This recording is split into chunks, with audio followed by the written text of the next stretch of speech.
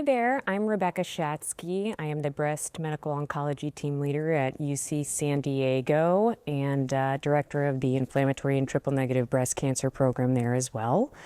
So today, I'd like to talk about my highlights from this ASCO 2025, which was super exciting as far as the breast cancer realm.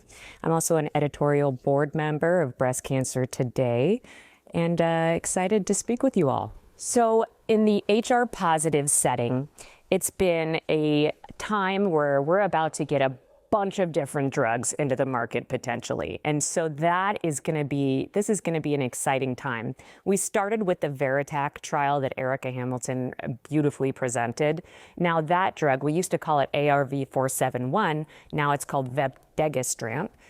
It is the first in class for breast PROTAC, which targets the estrogen receptor for degradation through the ubiquitination pathway. So it's a novel mechanism of action.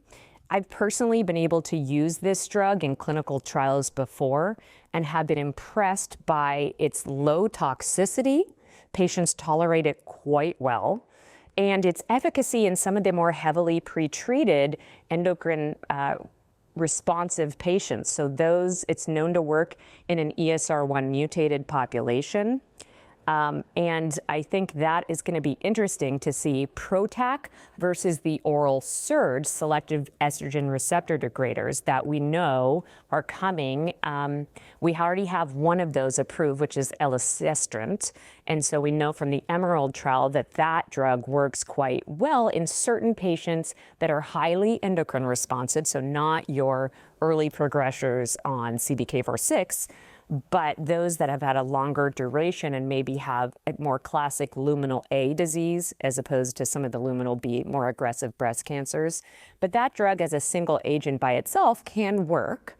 It does have some GI toxicity, so the rest of the oral SERD setting as we see it after this meeting is probably going to be come down to who gets approval for use with CDK4/6 inhibitors first.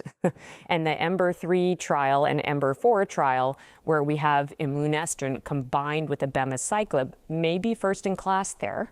And imlunestrant, as far as toxicity, also seems to be pretty well tolerated as far as the oral SERDs go. So I think if we do get approvals for a variety of oral SERDs, we have elacestrant, imlunestrant, giredestrant, and camizestrant. So take your pick as far as dealer's choice oral SERDs.